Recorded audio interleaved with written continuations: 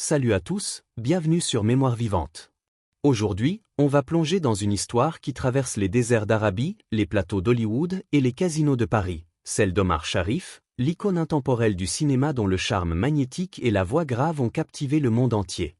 De son rôle légendaire dans Lawrence d'Arabie à son interprétation bouleversante dans Dr Zhivago, Omar Sharif était bien plus qu'un acteur, il était une silhouette, un symbole d'élégance et de passion. Mais derrière les projecteurs, les tapis rouges et les ovations, se cachait un homme tourmenté par l'amour perdu, une addiction dévastatrice au jeu, et une solitude qui l'a englouti dans ces dernières années. Imaginez un jeune garçon d'Alexandrie, rêvant sous les étoiles d'Égypte, devenant une star mondiale, pour finir par oublier jusqu'aux films qui l'ont rendu immortel.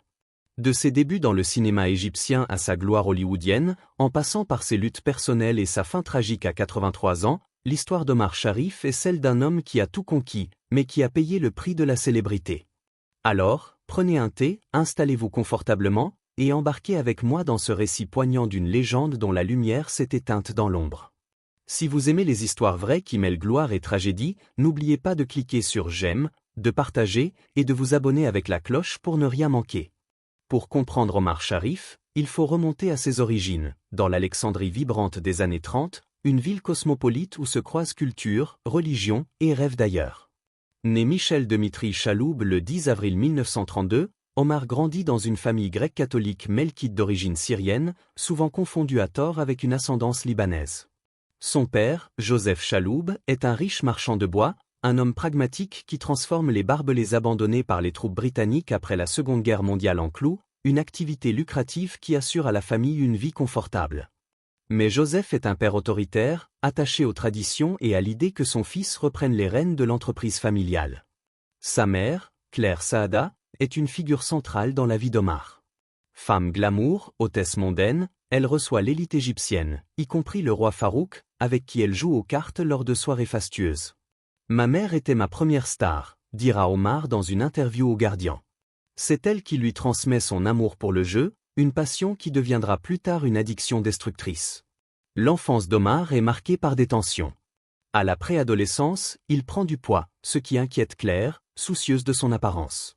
Elle l'envoie au Victoria College, un internat britannique au Caire, convaincue que la discipline stricte et la mauvaise cuisine anglaise l'aideront à maigrir. Là, Omar découvre le théâtre. Sur la scène du collège, il trouve un exutoire à sa timidité et à ses frustrations. « Quand je jouais, j'étais quelqu'un d'autre », confiera-t-il à Variety. Mais son père désapprouve. Pour Joseph, le métier d'acteur est indigne, une trahison des valeurs familiales. Cette opposition crée un fossé entre eux. À 16 ans, dans un moment de désespoir, Omar se taillade les poignets, un geste qu'il décrira plus tard comme un cri de douleur, pas une réelle tentative de suicide. « Je voulais qu'on m'entende », dira-t-il à The Times. Ce conflit avec son père forge sa détermination à suivre sa propre voie. Malgré les attentes paternelles, Omar excelle académiquement. Il obtient des diplômes en mathématiques et physique à l'université du Caire, travaillant 5 ans dans l'entreprise familiale pour apaiser son père. Mais son cœur est ailleurs. Il postule à la Royal Academy of Dramatic Art de Londres, bien que les archives n'aient jamais confirmé son inscription. En 1954, tout change. Une rencontre fortuite avec l'actrice égyptienne Faten Hamama, déjà une star, le conduit à auditionner pour Le Démon du désert, réalisé par Youssef Chahine. Son charisme naturel et son regard perçant impressionnent. Il décroche le rôle principal, change son nom pour Omar Sharif, noble en arabe, et se convertit à l'islam pour épouser Faten, une musulmane pratiquante. Ce mariage, célébré en 1955, fait d'eux le couple doré de l'Égypte. Leur fils, Tarek, naît en 1957. Mais alors que sa carrière décolle, les tensions avec son père s'estompent, remplacées par les défis d'une vie sous les projecteurs. L'âge d'or du cinéma égyptien est le tremplin d'Omar. Dans les années 50, il devient une idole locale, jouant dans des films comme Nos plus beaux jours et Lutte sur le Nil. Sa chimie avec Faten, à l'écran comme dans la vie, captive le public. « Nous étions l'amour incarné », dira-t-il à Al-Aram. En 1960, il attire l'attention internationale avec Goa, où il joue aux côtés d'une jeune Claudia Cardinal. Mais c'est Lawrence d'Arabie, 1962, qui change tout. Repéré par David Lean, Omar incarne le shérif Ali, une performance iconique marquée par son entrée légendaire à dos de chameau dans le désert. Le film, un chef-d'œuvre, remporte cet Oscar, Et Omar est nommé pour l'Oscar du meilleur acteur dans un second rôle, une première pour un acteur égyptien. Il décroche 2 Golden Globes, devenant une star mondiale. Je ne comprenais pas ce qui m'arrivait, confiera-t-il à The New York Times. Un jour, j'étais à Alexandrie, le lendemain, à Hollywood. Son multilinguisme, il parle arabe, français, anglais, italien et espagnol, et son charme cosmopolite en font le forainier idéal d'Hollywood. Il enchaîne les rôles dans La chute de l'Empire romain, 1964, Le jour de la vengeance, 1964, et surtout Dr Zhivago, 1965, où David Lean lui confie le rôle principal de Yuri Zhivago. Le film, un succès planétaire, rapporte 200 millions de dollars et devient un classique.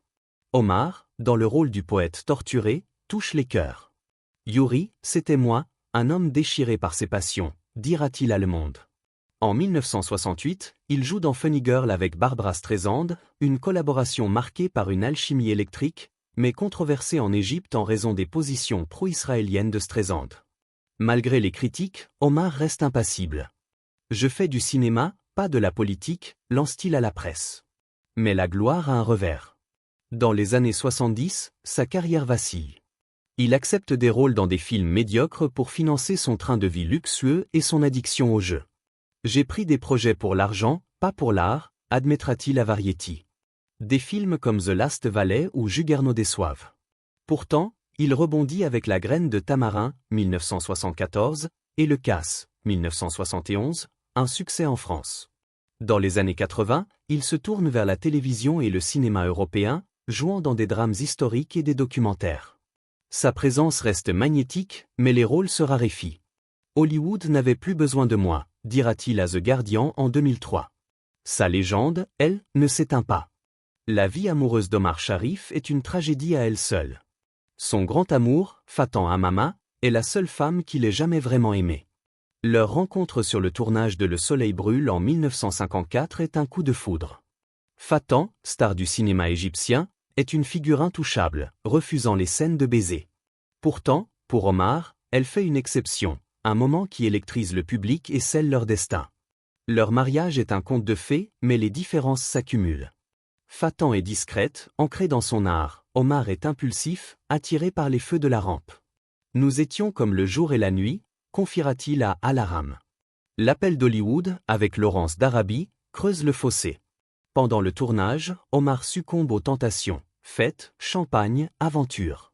J'ai trahi Faten, pas avec mon cœur, mais avec ma faiblesse, avouera-t-il. En 1974, il demande le divorce, par respect pour elle. Je ne voulais pas qu'elle souffre plus longtemps, dira-t-il à The Times. Faten se remarie et trouve le bonheur. Omar, lui, ne se remarie jamais.